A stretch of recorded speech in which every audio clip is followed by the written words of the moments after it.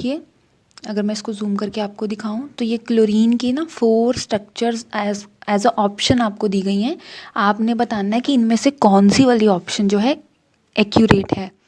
तो सबसे पहले तो हम देखेंगे कि इलेक्ट्रॉन डॉट स्ट्रक्चर को रिवाइज कर लेते हैं। चलो कि इलेक्ट्रॉन डॉट स्ट्रक्चर कैसे बनाएंगे हम क्लोरीन का, ठीक है, इसको देख लेते हैं पहले। तो बेटा हमें पता है कि जो क्लोरीन है उसका सिंबल होता है Cl, उसका एटॉमिक नंबर कितना होता है क्लोरीन का 17। अगर हम उसकी इलेक्ट्रॉनिक कन्फिग्रेशन की बात करें तो क्या आएगा 2, 8 एंड 7। तो हो गए ना 8 + 2 10 एंड +7। तो देखिए इसके लास्ट वाले शेल में आपको पता है कितने इलेक्ट्रॉन्स होने चाहिए, 8 होने चाहिए, लेकिन यहाँ पे कितने हैं, 7 हैं। तो chlorine needs 1 electron more to get stable. तो क्लोरीन को 1 इलेक्ट्रॉन और चाहिए सो दैट यहाँ पे 8 हो जाए और ये स्टेबल हो जाए, ठीक है। तो अब हम इसकी अगर एक क्लोरीन की हमको इलेक्ट्रॉन डॉट स्ट्रक्चर बनानी हो तो कैसे बनाएंगे, सबसे पहले लिख लेंगे क्लोरीन का सिंबल, देन लास्ट शेल देखेंगे, ये लास्ट शेल है, इसके बाद कोई नंबर नहीं है तो इट मीन्स ये लास्ट शेल है। लास्ट शेल में जितने भी इलेक्ट्रॉन्स हैं हम उनको रिप्रेजेंट करते हैं डॉट से या क्रॉस से। तो अब हम क्या करेंगे, यहाँ पे इस क्रॉस से रिप्रेजेंट कर लेते हैं। चलो 7 है तो 7 क्रॉस इसके आसपास बना देंगे। तो 7 क्रॉस बनाने से क्या होगा कि हमें पता लग गया कि इसके पास कितने हैं, 7 इलेक्ट्रॉन्स हैं। अब देखिए, अब हम बैक टू, ये है डॉट स्ट्रक्चर क्लोरीन का। अब हम देख लेते हैं कि उन्होंने हमसे क्या पूछा था, which of the following structure of correctly represent the electron dot structure of chlorine molecule. हाँ जी मॉलिक्यूल है। अब देखिए जो मॉलिक्यूल होता है वो मीन्स कि हम Cl2 की बात कर रहे हैं। जैसे ऑक्सीजन मॉलिक्यूल O2 है, हाइड्रोजन मॉलिक्यूल H2 है, ठीक है, नाइट्रोजन मॉलिक्यूल N2। तो हम सिंगल, देखो सिंगल तो ये अनस्टेबल है ना, अब इसको स्टेबल कौन करेगा, हम कोवेलेंट बॉन्डिंग के थ्रू क्लोरीन को स्टेबल करेंगे, क्लोरीन का मॉलिक्यूल फॉर्म करेंगे। अगर क्लोरीन का मॉलिक्यूल उन्होंने पूछा है तो हम दोबारा से यहाँ पे 2 क्लोरीन लेंगे क्योंकि 2 क्लोरीन मॉलिक्यूल बनाएंगे, ठीक है। तो 7 इलेक्ट्रॉन्स होते हैं उसके लास्ट शेल में, तो वही बात हम दोबारा से यहाँ पे लिख देंगे।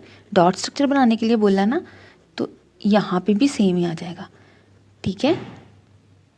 आप ऐसा कर सकते हैं कि जैसे आपने एक को क्रॉस से रिप्रेजेंट किया तो इसको आप डॉट से कर सकते हैं, दोनों को सेम से कर सकते हैं, तो it doesn't make a problem for you. तो क्लोरीन का स्ट्रक्चर कैसे बनेगा, देखिए इसके पास है 7 इलेक्ट्रॉन्स, इसको कितने इलेक्ट्रॉन चाहिए, इसको 1 मोर इलेक्ट्रॉन चाहिए ताकि वो स्टेबल हो जाए। तो ये क्या करेगा, ये शेयर करेगा अपना 1 इलेक्ट्रॉन यहाँ से ले लेगा, ठीक है। तो इसके पास अब 8 हो गए, शेयर कर लिए। लेकिन जब इस क्लोरीन को स्टेबल होना है, इसके पास भी तो 7 इलेक्ट्रॉन्स है ना, इसको स्टेबल होने के लिए भी 1 इलेक्ट्रॉन चाहिए। तो जब इसने स्टेबल होना है, ये क्लोरीन क्या करेगा, अब 1 इलेक्ट्रॉन इसका ले लेगा, ठीक है। तो ये हमारे पास सिंगल बॉन्ड बन गया, क्लोरीन क्लोरीन के बीच में क्या बन गया, सिंगल बॉन्ड बन गया। क्लियर। अब हम देख लेते हैं इस तरह का स्ट्रक्चर जो सिमिलर किस ऑप्शन में आ रहा है। देखिए ध्यान से देख लीजिए इसको।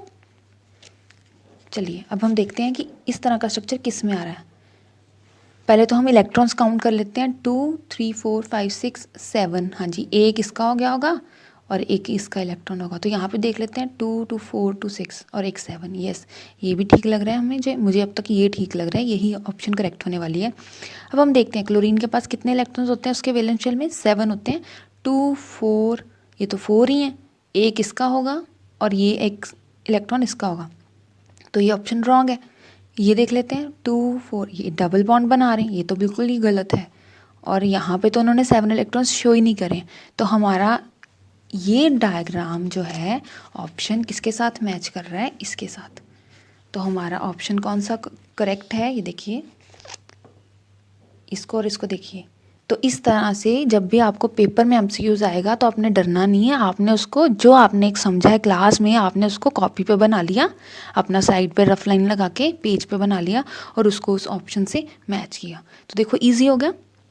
तो हमारा ऑप्शन क्या है, क्वेश्चन नंबर 5 का ऑप्शन कौन सा करेक्ट है, option number A is the correct answer. Now students question number 6 is C3H8, ये जिसमें C और H इकट्ठे आ रहे हैं, हम उनको हाइड्रोकार्बन्स भी बोल देते हैं।